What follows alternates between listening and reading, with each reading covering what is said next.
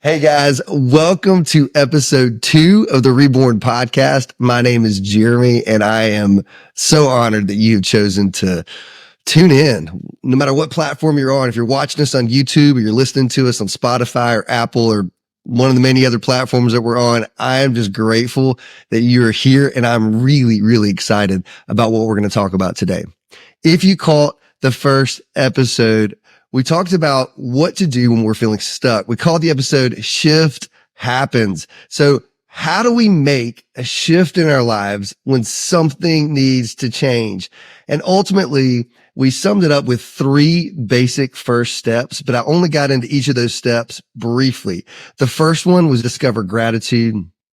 The second one was surrender control. And the third was we've got to start restoring identity. So today I want to focus in on surrendering control. So today's episode is called Finding Your Flow, the art of surrendering control. I want to start by talking about the ocean. And I'll tell you, the ocean is one of my favorite things on this earth. And I was privileged as a young kid to be raised in a family where we could afford to take trips to the beach. And most years there were multiple trips to the beach. And thankfully my mother was in love with the turquoise waters of the panhandle of Florida. And so I spent most every summer of my childhood there somewhere along that 30A, Destin, the Panama City Beach, kind of that area in between, just spending my days in the water and in the sand. So as a kid, I had a really strong sense of adventure. And so I wanted to spend every moment I could out on that water. And typically I had a boogie board. That's what we called it back then. I think they're technically called body boards. Does anyone else out there actually still call it a boogie board? That's what I still call it. So I had a boogie board and I would obsessively wait for waves. Now, if you know anything about the Gulf of Mexico, or are we calling it the Gulf of America now? I'm a little bit confused. Whichever it is, Gulf of Mexico, Gulf of America, tomato, you know what I'm talking about? Okay, if you've spent any time in the water, you realize there just really aren't that many waves. And when you do get them, they're not very big. But man, when I was a kid, I was so optimistic and I would spend hours out in that water, obsessively waiting for the monster big kahuna wave that I was going to catch and it was going to be amazing. And this is really kind of embarrassing. And honestly, I don't think I've ever told a soul this in my life, but I'm going to tell all of you is that I was raised in this evangelical Christian family, right? And so I was brought up being taught about God and the devil and angels and demons. And so I would sit out there in the water by myself on my boogie board and I would talk to the devil. And as creepy as that sounds, and I would dare him to try to kill me with the biggest wave he could create. And somehow inside I had this confidence that I just felt like, well, he can't kill me because I've got God and Jesus on my side. And then I also was confident that as big a wave as he could muster, I would be able to ride that thing. And this would be like my moment of glory. And I would tell the story for years and years and years. And so I literally would sit out there in the water and manipulate every force or power that I could to try to get some waves. And very, very rarely did it ever work. And it never worked on the epic scale that I was hoping for. So most of my days in the ocean back then were spent floating on my boogie board in calm, quiet water, just hoping for something to come along big enough to give me some kind of thrill. And typically the only kind of wave you could actually catch is that last little wave right next to the shore. So you get like 3 feet of push and then you're on the sand, and it just never really worked. So fast forward a decade or so, and I spent the summer of my freshman year of college in San Diego, California. Y'all, I was so excited. It was so out of my box. I'll never forget, grabbing a taxi after my plane landed. The taxi drops me off in front of this former Roach Motel location where I would be living for very inexpensive for the summer. I couldn't drop my bags fast enough and hightail it to the water. And when I got to the water's edge, I saw something for the first time in my life. real waves.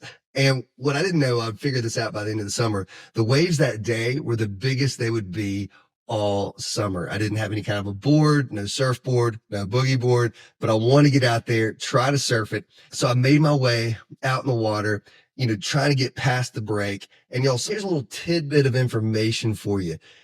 In the Gulf of Mexico / Gulf of America, whatever you want to call it, the break is really, really close to shore. But you get out in California coast and those waves might be breaking, depending on what beach you're on. The waves could be breaking 100 yards out. So it was no small effort to get out to where the break was happening and then get out past the break. And I thought, well, you know what? I'm comfortable in the water. I'm going to body surf one of these waves and it's going to be amazing. So I'm watching the sets. They're coming in threes. I'm waiting for the right time. I finally catch one and I'm swimming. I got this. And I go full bore into this thing. And I'm telling you, that wave ate me alive. And y'all, I never touched the ground, never touched the sand, but somehow just the force of the water and the torque of the wave bruised me from head to toe. I felt like I was in a giant washing machine and I just held on for dear life until the thing finally let up so I could figure out which way was up, get to the surface and catch a breath of air. That was my first day in San Diego, California. So I ended up getting a job at the Jack in the Box right down the street. It was within walking distance. I didn't have a car. Yes, I get it. Super classy fast food job. It was amazing. And the reason it was amazing is because I could work from 5 a.m. to 1 p.m. every day and be out in that water by 1:30. And I didn't leave the water until the sun came down every single day. So while I was out there, I met this guy named Shindi. Now, Shindi, I want you to picture a young Lenny Kravitz. This guy looked cooler than I could ever imagine to be for the rest of my life. He had these dreadlocks, this surfer physique, not an ounce of body fat on him. Every single day he would come to the beach with his two things, his surfboard and a box of organic oranges, because Mshindi was this thing I'd never heard of. He was an organic vegan. And so I just kind of put myself under his tutelage and he taught me a couple of things. One, he taught me to eat vegan, which lasted about 3 weeks. After I'd lost about 15 pounds, I decided I needed some meat in the diet. But he also taught me to surf. Now, y'all, let me be clear. I was never great, but I learned to watch the sets as they came in, to be in the right position and wait for the right moment. And then you miss it and you crash and you get crushed and then you paddle back out through the break and you try again. And it was this wild mixture of exhaustion, frustration, and exhilaration. And I was hooked. I couldn't get enough of it. In hindsight, now this may surprise you, but in hindsight, my favorite memories were not the handful of great waves that I caught that summer, but it was the moments where the water was still and you're just floating out there and you feel completely connected to this massive thing that is beneath you and you're moving in rhythm with it. Y'all, it was the most meditative, powerful, calming, centering place that I'd ever experienced. And I look back and that's what I remember about surfing that summer in San Diego. It was those moments in between the waves. And in those moments, I felt really, really small, but not insignificant. Small and just a part of something much, much bigger than myself. After that summer, living in Alabama, there weren't a lot of opportunities for me to continue to practice my skill. Yes, occasionally in college, we'd hear that a weather system was coming in, the waves would be hitting, and we'd pile in somebody's car, throw a couple old surfboards on it and head down to Pensacola and see if we could catch a wave. It was typically uneventful, yet, still a good time. But most of the surfing I've done since then has been behind a boat. So in 2021, exactly 20 years after I learned to surf in San Diego, I had the opportunity to travel to Ecuador for work. And so I already knew that Ecuador was a destination location for surfers worldwide. So I asked Lacey, like, hey, babe, I know I'm already going to be out of the country for work for a few days, but what would you think if I took a few extra days, drove over to the coast and tried to surf again? And she graciously said, hey, I got it. I'll take care of the kids. Go. This is a once in a lifetime opportunity. Do it. So I did some research and I decided the area I wanted to surf was this little village called Montanita. And Montanita is on the coast and there's this rocky point that kind of juts out off the shoreline that redirects the surf into this tight little cove.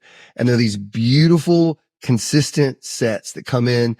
I think the World Surfing League's championships have been held there several times. It's a fantastic location. So I ended up booking this cool little bohemian, I wouldn't even call it a resort, like a little hut amongst a bunch of other huts right there on the water, rented a board for like $10 a day. Everything was dirt cheap. And I got out there to see if I still had it. And y'all, I quickly figured out that I do not still have it. So the day I went out to surf, the sets were really tight. The waves were really close together. They weren't big, but they were aggressive. So just paddling out to get beyond the break was exhausting. It beat the living daylights out of me. So by the time I got into position for the first time, I was sucking wind. I just wanted to go back and quit, but I said, nope, this is what I'm here to do. And so I spent the majority of that day trying to surf these world-class waves. And y'all, I just got my butt completely kicked. Thank God I didn't own a GoPro or have any video footage to document this. If I did, I would share it right now because it would be hysterical. And and right now, God rest his soul. I'm going to have to argue with Toby Keith's premise that, I'm not as good as I once was, but I'm as good once as I ever was. I'm going to go ahead and tell you, I am not as good once as I ever was. So you may be thinking, Jeremy, what does this have to do with control or surrendering control? Well, Eckhart Tolle said, surrender is the simple but profound wisdom of yielding to rather than opposing the flow of life. Surrender is the simple but profound wisdom of yielding to rather than opposing the flow of life. You see, surrendering control involves letting go of the need to dictate outcomes, like accepting that some aspects of life are beyond our influence. So in both surfing and surrender control, there's this profound beauty in yielding to the moment, discovering freedom and exhilaration in just the flow of existence. I already hear some of you arguing with me. Does surrendering control take hard work and wise decision making out of the equation? Absolutely not. But if you think that your hustle and wisdom will guarantee you the future you're dreaming about, that is not always the case. Listen, great spouses can evolve into terrible ones. Strong businesses become obsolete in new economic climates. Fit bodies get sick. Good kids make horrible choices. Quality cars break down. Dream houses need repairs. So no matter how well you plan and you hedge for your future will still be filled with scenarios that were impossible to predict. The more we learn to move with life's rhythms, movement, progress, advancement requires far less energy than it used to. This is the secret. Flow feels less like work and more like surrender, like you're being carried by a force much greater than you. And my belief on how his sovereignty interacts with what happens on the earth is probably on its 20th iteration. As a young man, I was taught that nothing happens that he did not specifically orchestrate or ordain. But then as I got older, the whole problem of human suffering and injustice made that really, really hard for me to digest. So then the pendulum swung and I latched on to the concept of free will. And since then, I have zigzagged and yo-yoed between every possible perspective out there. And here is where I've ultimately landed. I just don't know. It is too big. It is too complicated for my mind to wrap itself around. So as I'm about to complete my 44th lap around the sun, I can tell you this: as I have done my best to exercise my free will, I've made great decisions that ended up in massive failure. And I've made some terrible ones that resulted in some of my greatest blessings. So great decisions, terrible decisions, and everything in between. Y'all, I have experienced this divine force lovingly guiding me along the way. I almost picture it like a pinball machine. I'm up there just bouncing from opportunity to opportunity to decision, just trying to make something happen, trying to rack up as many points as I can in life. And then all of a sudden, one misstep and everything's about to crash and burn. And then there's this divine love that taps the levers and keeps me back in play right before all is lost. And I feel like that's what God continues to do in our lives. There is this freedom to move and make decisions, but somehow this divine intentionality is keeping us in play and continually directing us in the path we should go. One more analogy, and I use this all the time, but I picture this life as if we're creating a tapestry, and my life and the decisions in it and the things that happen around me and within me are building this unique tapestry that at the end of my life will represent my life, right? So as I'm making great decisions, I feel like I'm adding the right colors in and the right thread at the right time. And then when I fail, when I make a mistake, when I drop the ball, I feel like I've now thrown this color into the mix, or this extra large piece of yarn or whatever, just something that's going to stand out, that's going to ruin all of the progress I've made up to that point. But here is the truth, is that this tapestry is in the hands of a master. And every thread I throw into the mix, that master knows exactly what to do with it. The great decisions and the terrible decisions alike. He knows exactly where each color should go, and you can't throw him something that he doesn't know how to weave into your story. And hear me when I say this: when he weaves it into your story is not just patched up a little bit. Your story actually becomes more magical, more glorious, more powerful than it would have been if you had not given him that mistake. So listen, am I saying, hey, go out there and make as many mistakes as humanly possible? Absolutely not. But you've got to understand that there is a divine grace that is working all things together for your good and for his glory. So there's this promise, there's this guarantee that there's nothing I can do to mess this thing up. My mistakes don't ruin the tapestry. They're actually what give it vibrancy, and they're the ultimate proof of the master's skill. Let me say that again. They're the ultimate proof of the master's skill. So some of you listening waste massive amounts of energy every day trying to hedge against the worst case scenario, as if, hey, I saw that coming, somehow lessens the pain of, well, that just happened, right? Are you hearing me with that? It's like we think that, oh, if I can predict it, some calamity that's out there, that when the calamity befalls me, I'll be like, well, hey, at least I saw that coming. No, nobody thinks that way. When you're in it, and it's terrible. It doesn't matter if you saw it coming or not. Some of you are spending more energy hedging, hiding, protecting yourself than you actually do living, being in the moment, enjoying what's in front of you, enjoying what's taking place. So if that's you, and you're exhausted and you're tired, but you're also terrified, I want to invite you into rest. And I'm not saying stop hustling. I'm not saying stop working hard. I'm not saying there isn't a place for strategy, because all those things are really, really important, but you need You need to figure out where your energy is coming from. What's driving those behaviors?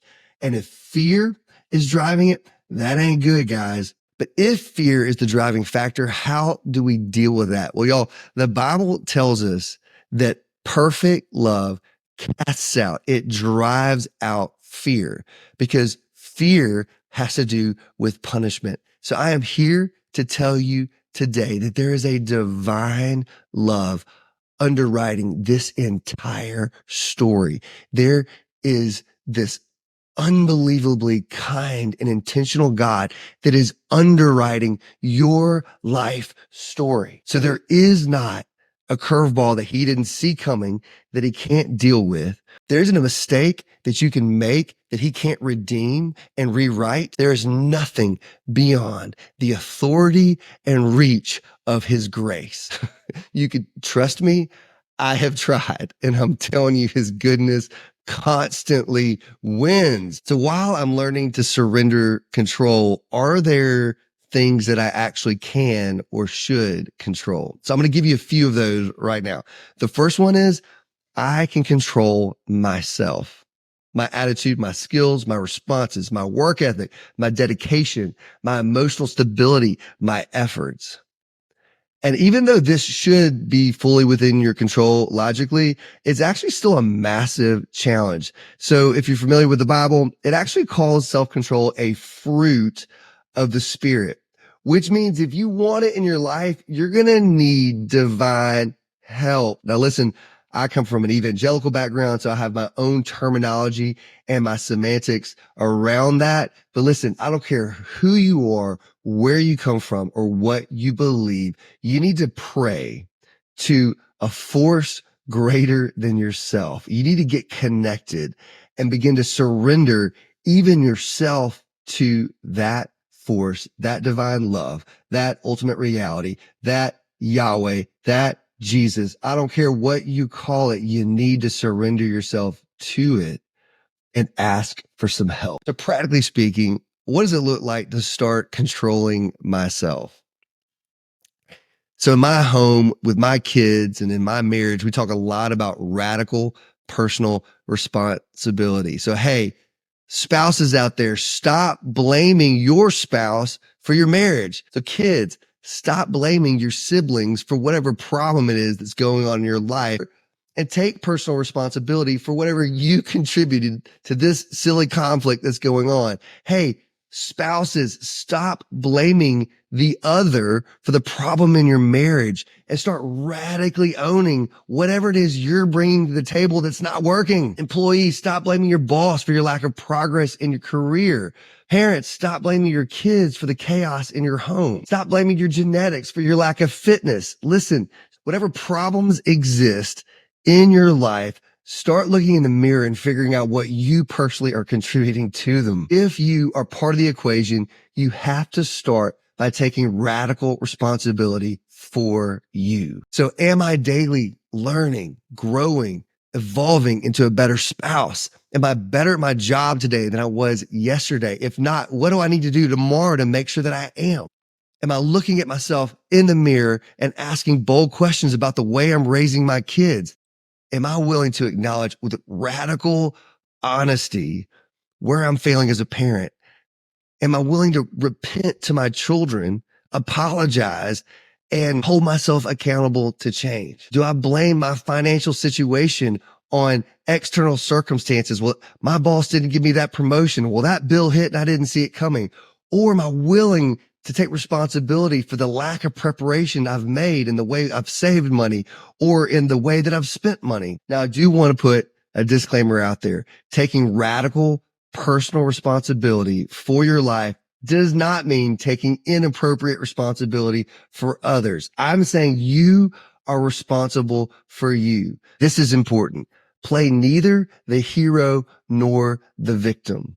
And y'all, I am a recovering hero. It's not good. And when I'm in hero mode, it looks really impressive and altruistic on the outside. But I promise you, if you can see what's going on in my heart and those moments, there's just as much dysfunction as the victim who's laying down and doing nothing and blaming everyone else around them for it. So be neither the hero nor the victim. Just take responsibility for you. Again, while we're talking about surrendering control, the second thing I want to give you that you can actually control is your environment. And I'm going to go back to my surfing analogy. You can choose where you surf, right?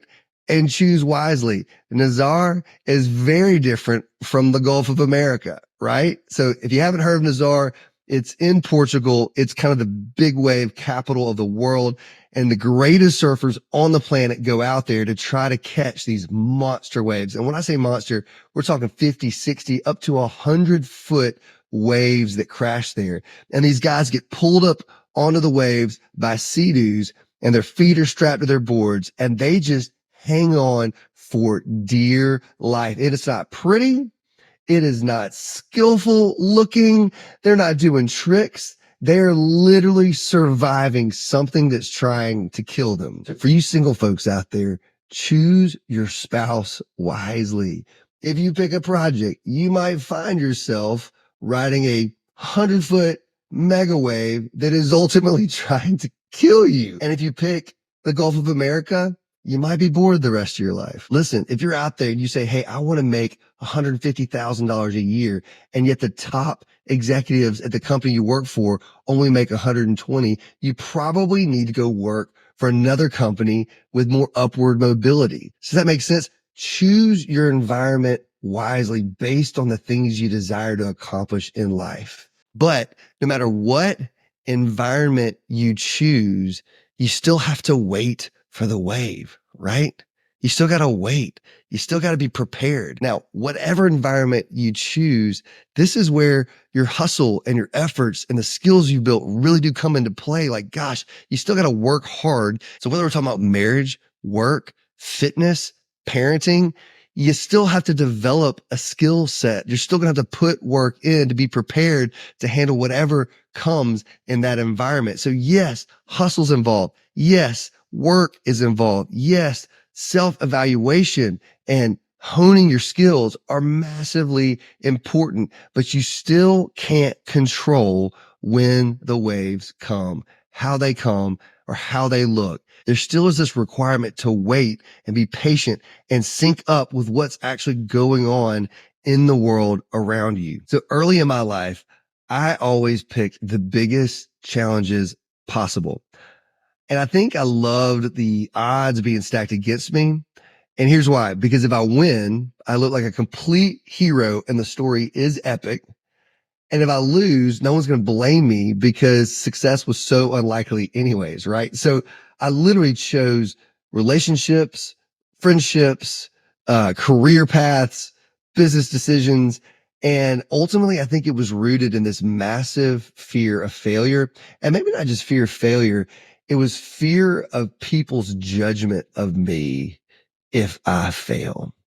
So I thought if I play it safe and fail, man, that's judgment worthy. But if I take massive risks, no one's ever going to judge me for failing, but they sure will celebrate me if I win. Now, some of you can probably relate to that, but some of you are the opposite extreme and you're playing it so safe and you're taking zero risks because the security of no risk makes you feel comfortable and it makes you feel safe. And maybe you don't want to win big, but you also don't want to lose big either. So if you keep people's expectations around you as low as possible, you'll neither impress nor disappoint. But let me tell you something else. You'll also never live. So here's my challenge to you. If you could dream up a life, if you could put pen to paper and write out what life could really look like, if you had no fear of failure, if you had no fear of what other people might think, what would you do different? What steps would you take? And then, so I literally want you to do this. I want you to write out what that life could look like. What could your marriage look like? What could your career look like? What would your finances look like? What would you do with your family? How would you raise your children? Write it down. Make the vision plain and clear. And now this part takes a lot of bravery, but I want you to look in the mirror and be really honest with yourself about what you are doing to sabotage that dream. How are you self-sabotaging the very thing that you want to create? And I want you to start writing those things down as they come to you.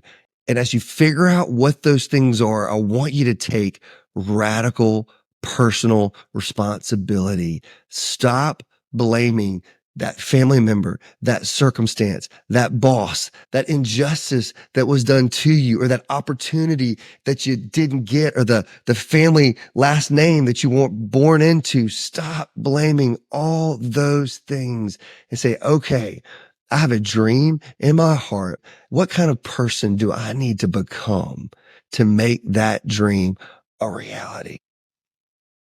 I also want you to inventory the environments that you have either chosen or tolerated for every area of your life. I want you to think about your home environment. Is it what you want it to be? Is it what you dream it could be? Or is it just something you tolerate because it's just not that bad? Or maybe it is really that bad and you just don't know how to get out, but you know you need to. I want you to be honest with yourself about that. How's your relationship with your kids? How's that going?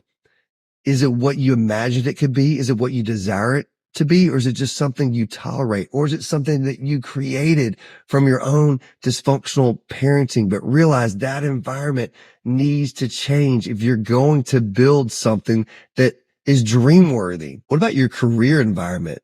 The thing that puts food on the table for your family. Is it fulfilling? Does it give you purpose? Is it producing the income that you desire for your family and for the things that you dream about? And if not, then something needs to change. You need to make a plan to get out of that environment and get into a better one, and choose the environment that has the ecosystem that will foster the kind of productivity in you, the type of inspiration in you, the motivation to go out and build what your family needs for you to build. Maybe you're feeling stagnant spiritually. Evaluate that environment too. What's the community that you're a part of? And are they inspiring you to grow in that area?